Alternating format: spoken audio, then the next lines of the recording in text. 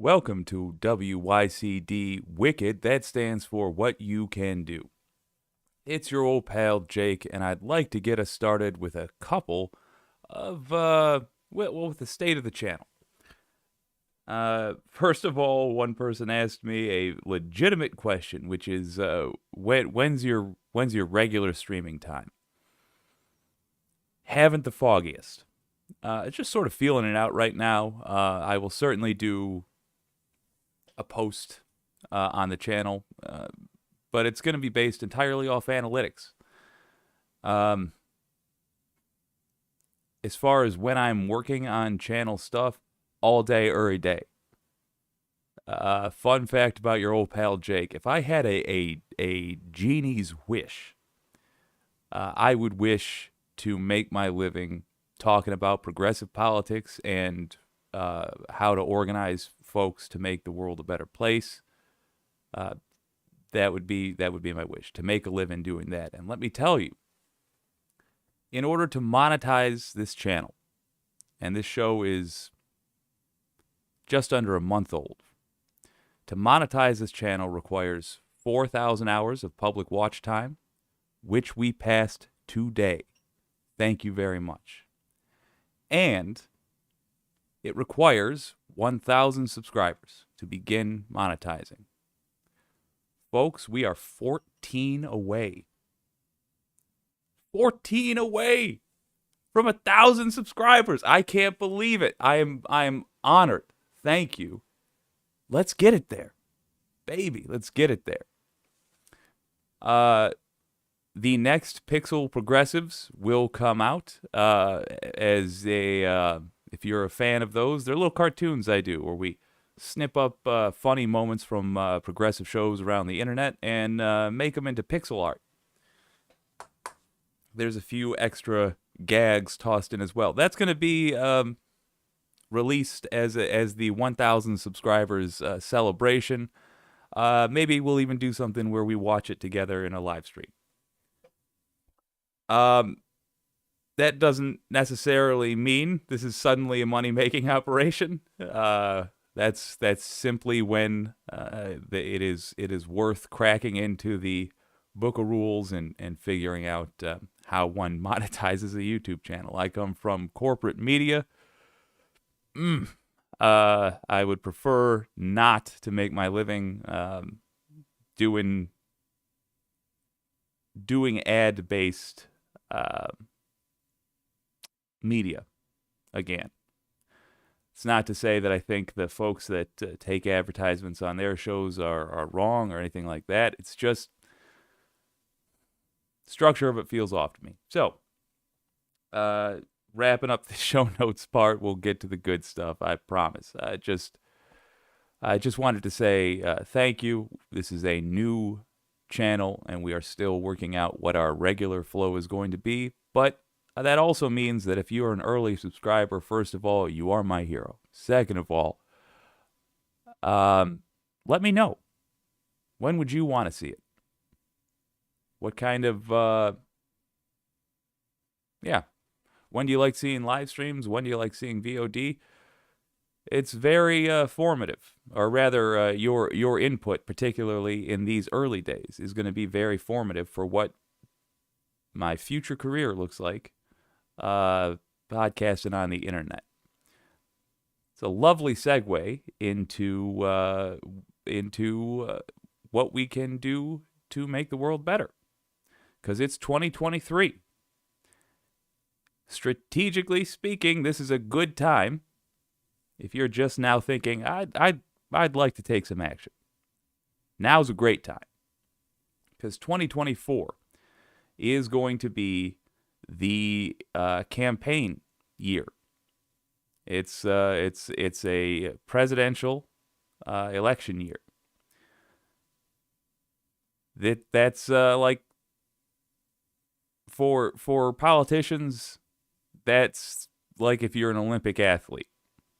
That's when your sport rolls around, which means 2023 is when they are coming up for how they are going to campaign. They are looking at, what do my constituents think? What are the major issues? What should I get done now to impress the people I need to vote for me in 1 year. Nearly every show, there is a link in the description, including this one. There's a link in the description with the House's webpage for finding your representative. Tell them what you want. We did a clip with Sam Cedar. Man, I should just have that in the palette ready to go always. But he did a wonderful breakdown of how uncommon it is for your representative to hear from you. It's extraordinarily uncommon. It's a situation where 4 or 5 calls or emails constitutes a big deal to them, which means you have way more power than you probably thought you did to affect political discourse. So something as simple as getting on your representative's back about getting big money out of politics can at least make them talk about it in interviews, can make them bring it up as issues, can get the ball rolling. So if you want to know what you can do, basically, the go-to move, if you were a Marine, this would be your M16, your standard political tool. Well, that's going to be contacting your representative. Here's a fun fact. The right, culturally, is used to doing this. Like, all the time. You remember the satanic panic? What that was? Bunch of moms with nothing to do that were easily duped by their local media. Maybe not their fault. Different times, less ability to fact check, but nonetheless, they got stirred up and were convinced that Dungeons and Dragons was going to make their children Satanists. There was a massive campaign, a write-in campaign, to local news agencies and to their representatives trying to deal with it. It's stuck culturally because that particular slice of America is used to making their voice heard. It's just normal for them. If you're a progressive, take a note from that. That power can be used for good. And I'd like us, as a group, to start effing using it. Make your voice heard. Use that link in the description. I'm going to give you all kinds of things you might want to talk to them about today. 1 or 2 sentences will do just fine. You don't have to be Shakespeare. You just tell them, I care about this or that. Let's have a look. Oh, let's hope I don't blow out the speakers. And all right, let's have a look at a little fella who's made appearances here before, called Beau of the Fifth Column. He talks about where GOP policy comes from and makes an excellent point. With no further ado, this is a charming gentleman with a beard and a shed. Well, howdy there, Internet people. It's Beau again. So today we're going to talk about how policymaking within the Republican Party actually occurs.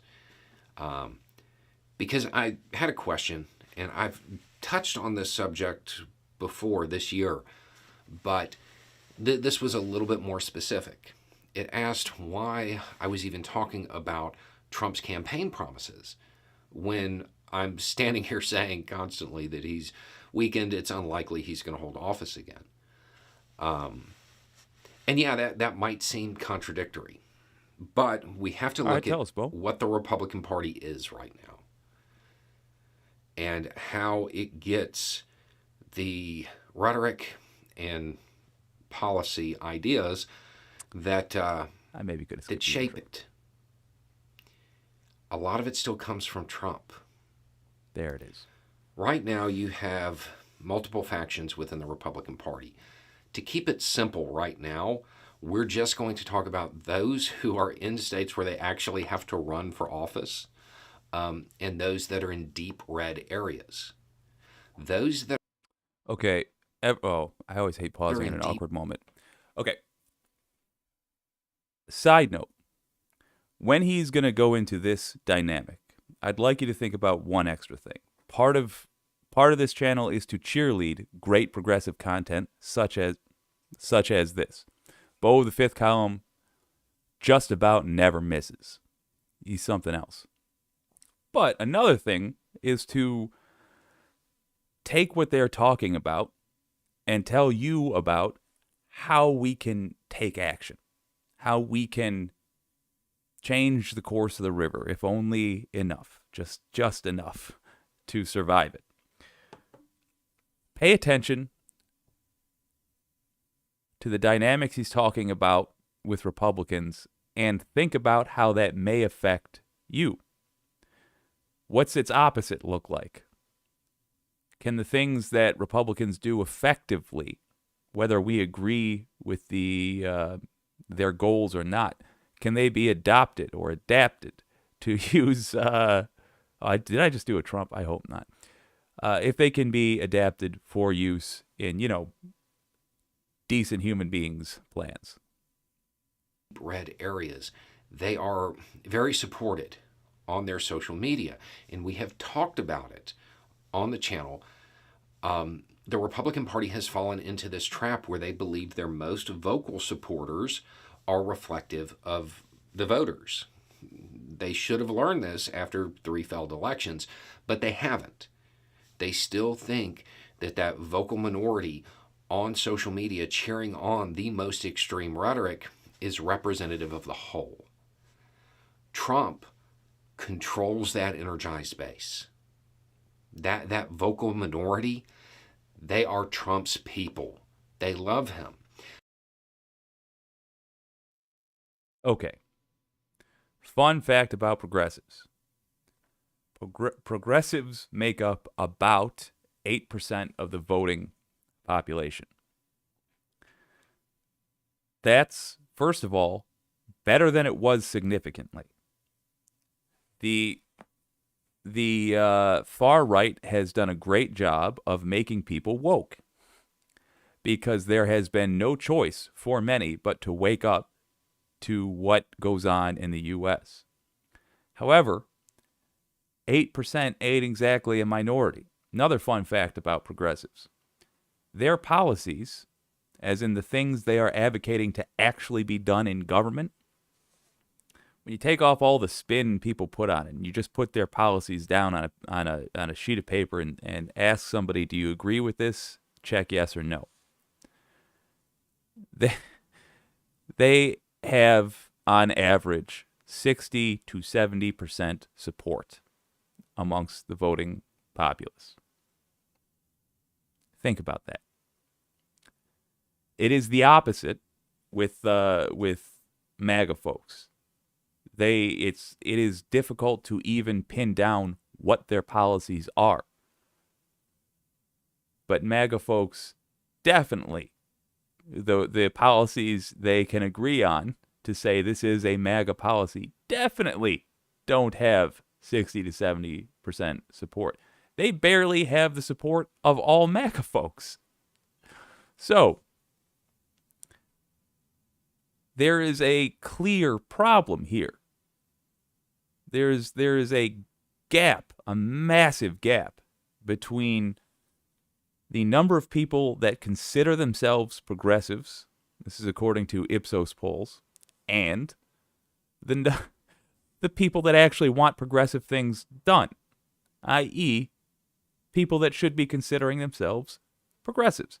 So what do we use right here with what he's talking about? He is talking about the vocal base of a political party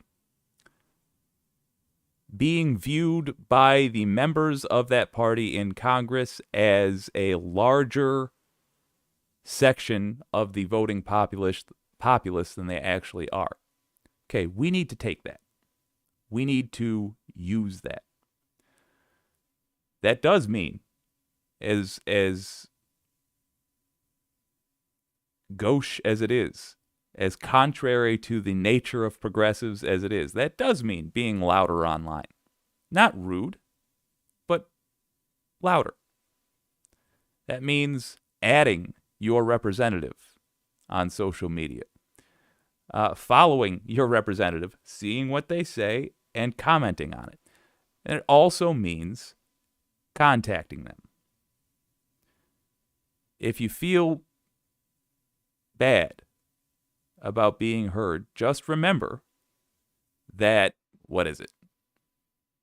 62% gap between the people that consider themselves progressives and the people and the groups that want progressive things done.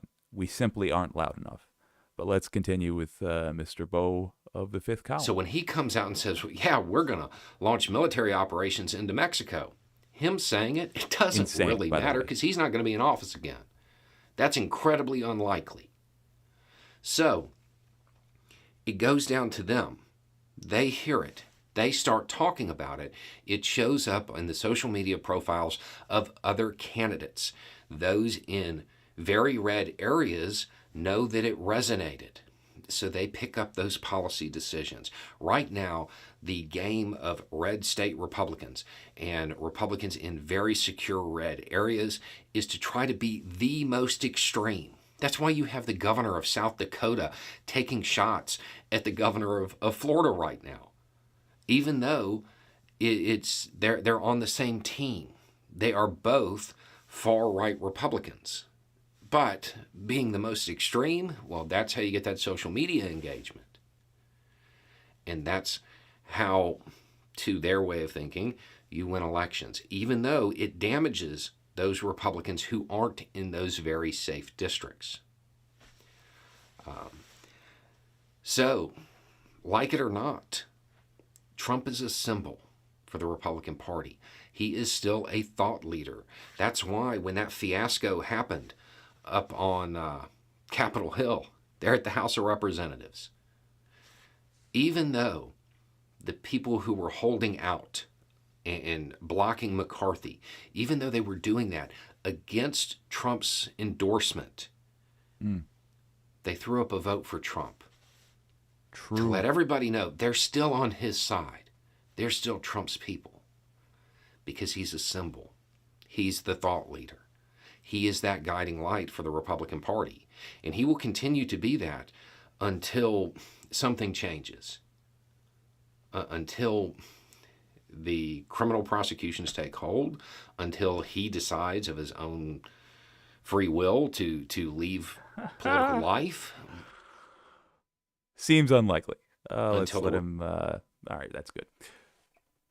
By the way, until those criminal prosecutions take hold, we're going to go into it in, I believe, tomorrow's show with the utter lack of federal prosecutions, but we've done a couple segments about this. The federal efforts are going to be led by Merrick Garland. Merrick Garland is old school liberal, like Democrat through and through. In other words, he's weak as hell. He's about as strong as a shot of strawberry schnapps. He's not going to do it. But that's if we're interested in one of the scenarios there, which takes some of the crazy out of the Republican Party, and you might not be Republican, but it sure helps to have opponents that aren't, advocating for full-on fascism. If we're going to make that happen, state charges are the route to go. It also makes Trump unable to get saved by, let's just say, a moron Democrat who would give him a pardon. Sounds crazy, I'm telling you. Don't put anything dumb past traditional Democrats. There is nothing too dumb. There is nothing too incompetent to be too dumb for them to do. So, state charges are a great route. Link in the description. There are 5 states right now which have not filed or have not begun a state investigation into the false elector plot. One of the ways Trump tried to make your vote irrelevant. If you're from one of those states, contact your attorney general. Links in the description. Republican Party just says we've had enough. He's still very influential, even if he never holds office again. So when it comes to his vows on campaign issues and what he's promising to do, they have to be addressed because they will spread. It will infect his energized base, which will infect the red state Republican base, and over social media, it will infect the red state candidates. And then you run the risk of it actually becoming a Republican Party policy. So as much as we all want to, Trump's not out of the game yet. We can't ignore him. True.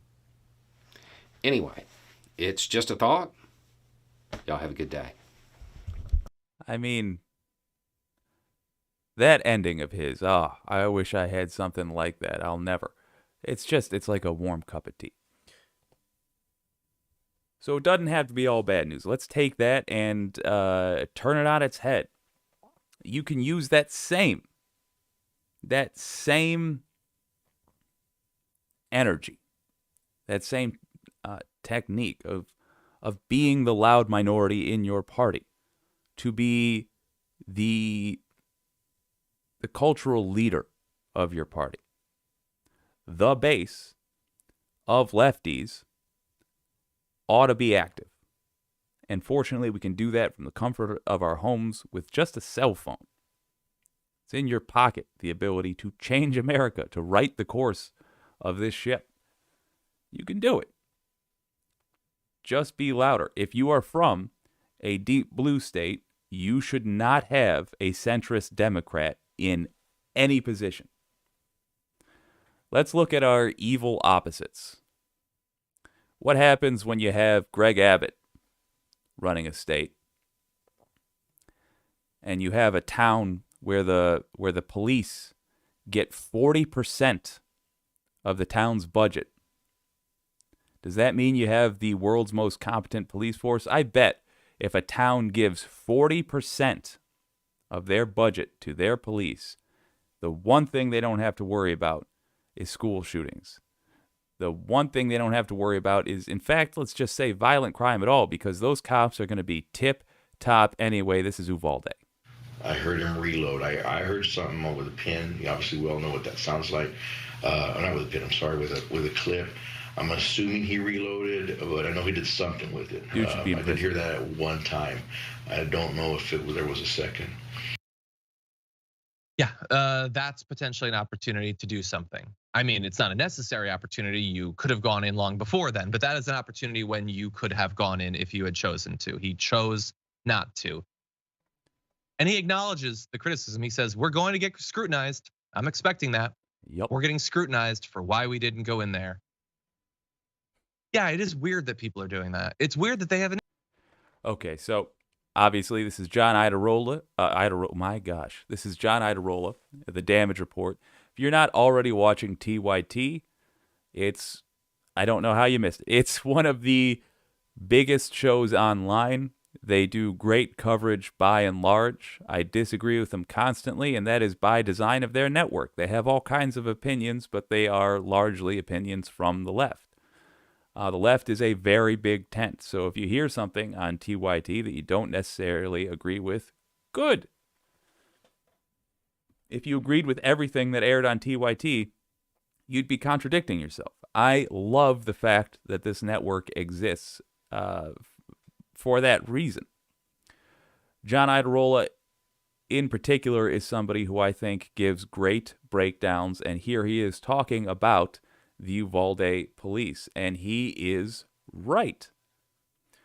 Let's listen to the point he is making about what the expectations of police are, especially given what Republican and conservative in general framing has been for what police are supposed to do. Issue with the fact that you guys just waited outside for hours and hours for the shooter to do literally anything he wants in there. That is weird. Well, look, children were already shot. They might say, out. I'm sure many of them do say frequently, probably to themselves, their family and friends, it's easy for you to say that.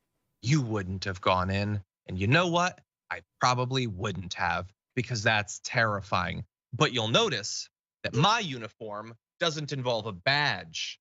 I know that I wouldn't do something like that, so I haven't risked other people's lives by taking the spot of someone who hopefully will do that. And maybe it seems unfair cosmically for a person's entire career to come down to one decision, but that is very much where we're at. You trained and So yeah, progressives are have the expectation that police do their jobs. I know it's crazy. And B, trying to make a world where their jobs aren't as hard.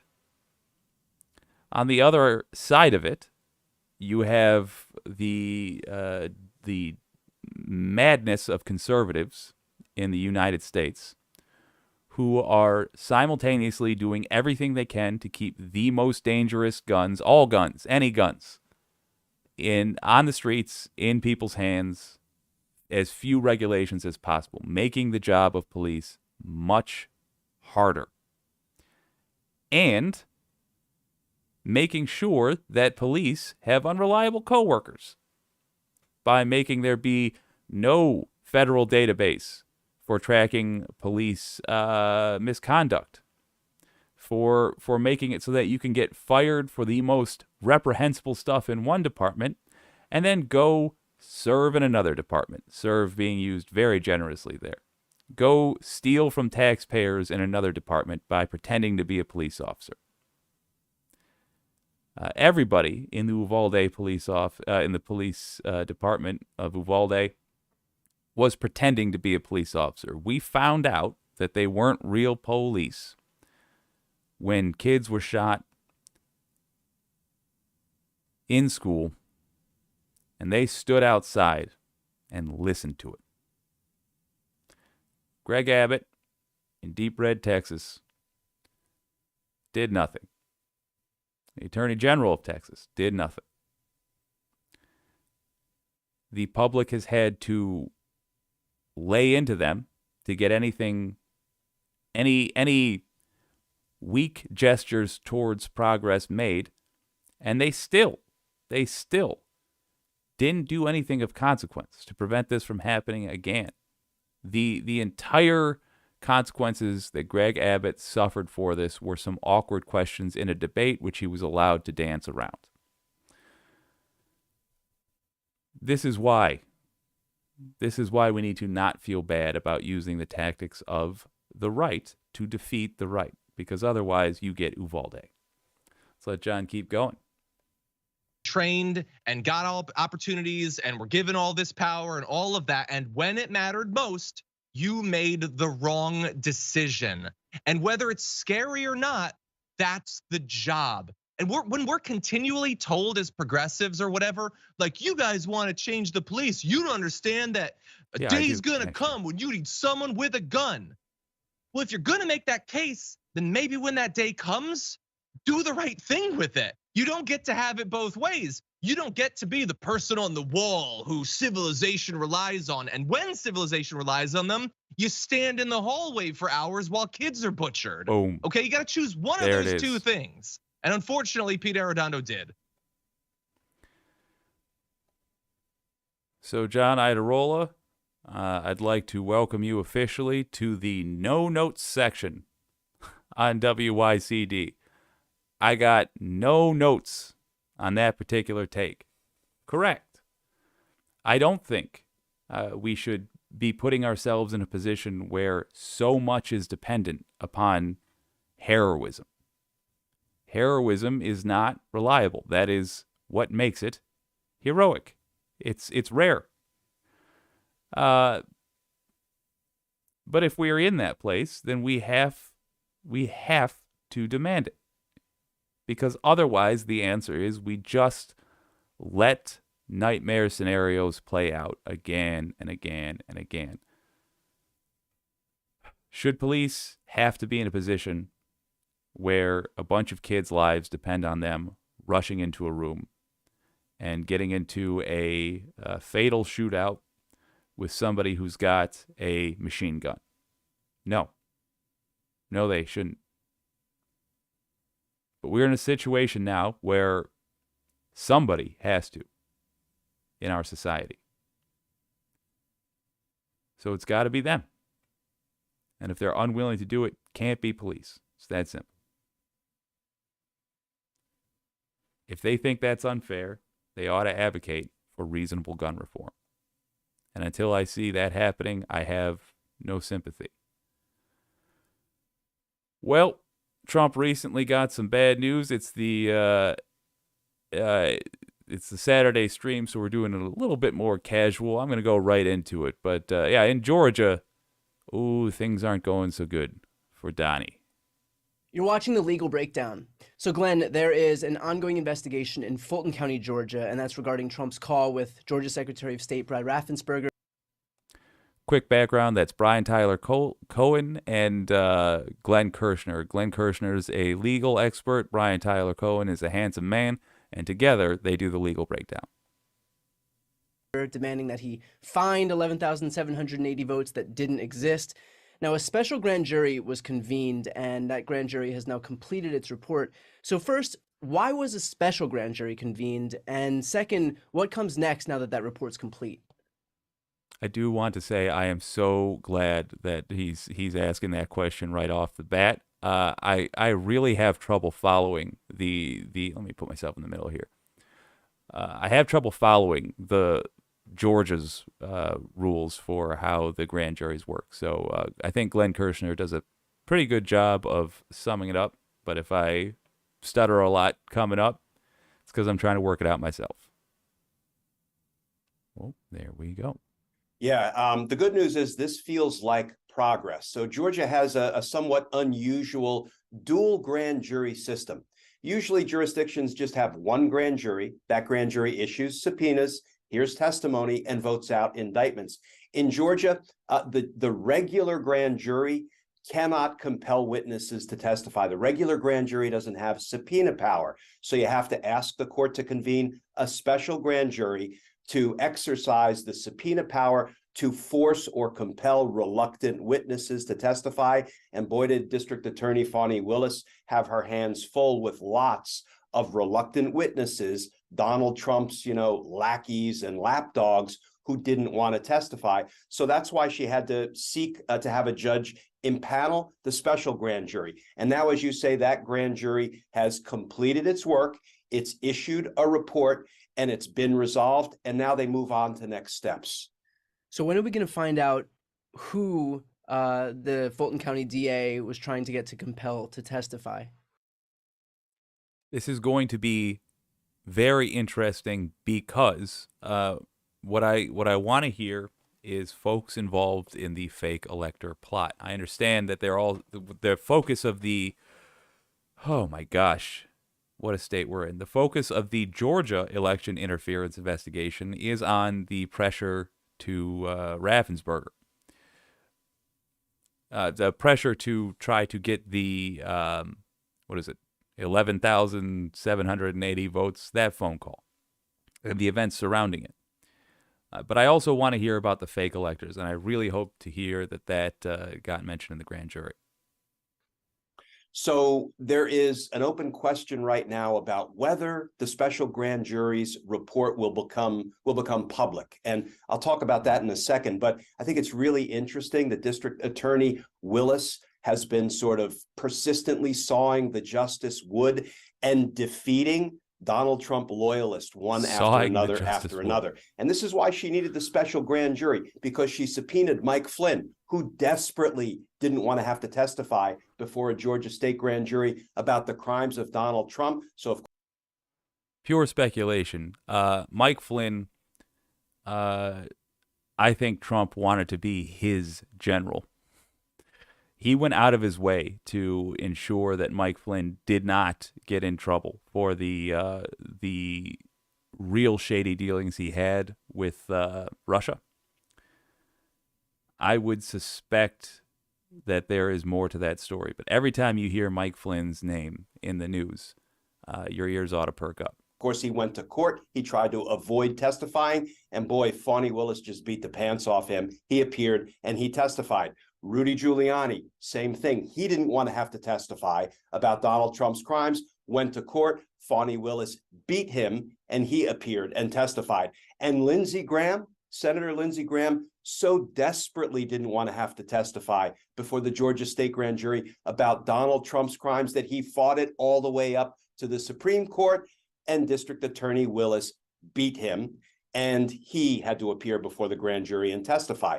So now what happens is this is all secret by law. So the special grand jury has issued a report. Fani Willis has it.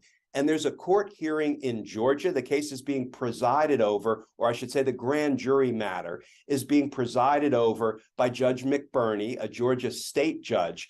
And on January 24th, he's going to hear arguments on whether the grand jury's report should become public or should remain secret while Fani Willis moves on to the next phase of her investigation. Here's what the next phase looks like. She will take the work of the special grand jury and she will present it to the regular grand jury in Georgia. That is the grand jury empowered to indict people. And I have to believe, Brian, if we read the tea leaves, I suspect the special grand jury found evidence of crime. How could they not, given that notorious phone call? Look, just find me 11,780 votes and corruptly declare me the winner. Let me add that Before he adds, let me add. That played on national television. It's insane. It is insane that it took a state's attorney general to start a case into this. It's insane that it's 2023 and we're just getting real progress on this. I understand investigations take time. The Department of Justice better understand that this dude, this whole case, of which they had 2 years to build and get an indictment, one, the evidence played on national television. Two, it involves elector fraud. It involves trying to undo democracy. And guess what? We had an election after that. 2022. We had an election. The people involved in this would have been affected in their election if indictments had been made. I understand that you cannot use the Justice Department as a way to get rid of political opponents you don't like. But you also can't fail to use it just because you're afraid that somebody who is constantly accusing you of all kinds of wildness will also accuse you of using the Justice Department as a cudgel. In other words, MAGA people are going to say that anybody who isn't, full-on fascist is a rhino or a socialist or whatever. And they'll have no idea what they're talking about. And they know it, and we know it, and on it goes. The fact that we have politicians and attorneys general that are worried about their opinion is insane. Their opinion isn't an honest one. And the real consequences we're suffering is that there are people within our government right now who might get arrested tomorrow because we didn't have the guts to take care of this a year ago, 2 years ago. This is an open and shut case, and that's just with the evidence that played on national television. That is just with Trump, with what Trump has already admitted to. That is just with what we know. Imagine what we don't know yet. Those transcripts are going to be fascinating. Let's let Glenn Kirshner do his thing. Go on, brother.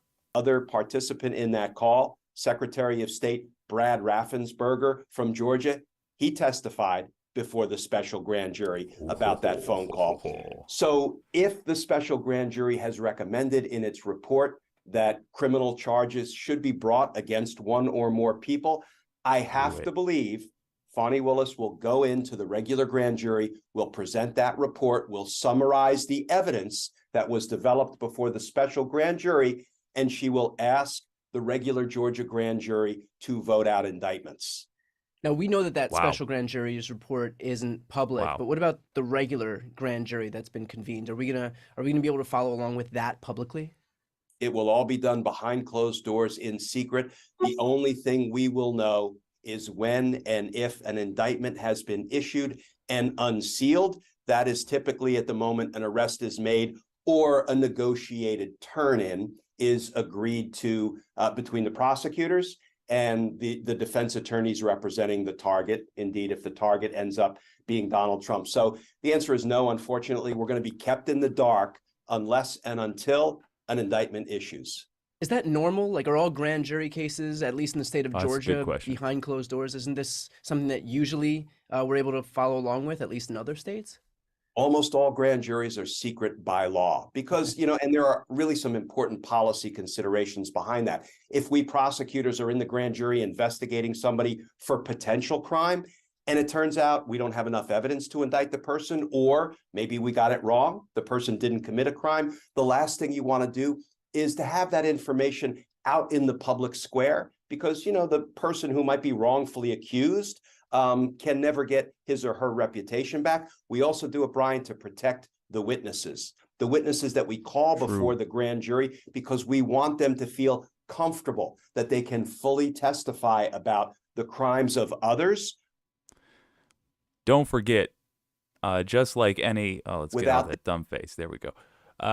Just like with any other criminal organization, Trump's people, the Trump family, hasn't been afraid to intimidate witnesses. As a matter of fact, we had the whole drama with that playing out with Cassidy Hutchinson. I mean, Trump intimidates in a sort of childish, cartoonish way even. But he did that on the phone call with Brad Raffensperger. Remember that he said, what you're doing it could be illegal to not look into it. As in, if I somehow make it through this thing, I'm going to make sure you hurt for not helping me. So he's got a good point about why it's kept secret. I understand that. That said, I am getting impatient, as should you, and extraordinarily grateful to Fani Willis for her incredible efforts. She has been truly one of the heroes of this generation. She is one of the people who has acknowledged finally that America has a corrupt justice system and has actually taken steps to do something about it. It's amazing. I also have to give credit. Dana Nessel, who I had come out against specifically for not doing this. Dana Nessel reopened the investigation into Donald Trump in the state of Michigan, into the fake electors plot in the state of Michigan. There were 7 states where that happened. One of them's Georgia, another one's Michigan. There's 5 more that could have state investigations opened into Trump's interference with the election. Let's get to it. Also recall that if the federal investigation is the only one that is done into the fake elector plot, if it's even done at all, we honestly don't know if they're still doing that. But if it's done at all, it's unlikely they're going to focus or give much weight to a lot of the state level people. Well, the current lieutenant governor of Georgia is one of those state level people. So it does have consequences in your state. Look at that link in the description. See if you're from one of the states that had a fake elector plot. If you are, contact your attorney general. Dana Nessel cited pressure from her constituents. in terms of what was one of the things that made her reopen the case. It does work. It doesn't take that much effort, but it does take some effort. Let's read some comments here. I just want to say hello to all of you. Thank you so much for joining me. Christopher Andrews says, content with substance. Man, I appreciate it. Thank you very much. Mr. Saxo Keat says, appreciate the content, brother. Keep it up. You know I will. Absolutely. This is incredibly fun. Thank you for joining me on a Saturday night. It's all right for fighting for what you believe in. This has been WYCD Wicked. It's your old pal Jake. We're looking to get to 1,000 subscribers. If you enjoyed today, if you enjoyed previous streams, if you'd like more, consider giving this this stream a like and the channel a subscribe. I'd highly appreciate it. We share good progressive content from around the internet, from around the world, and we tell you what you can do. I'll see you next time.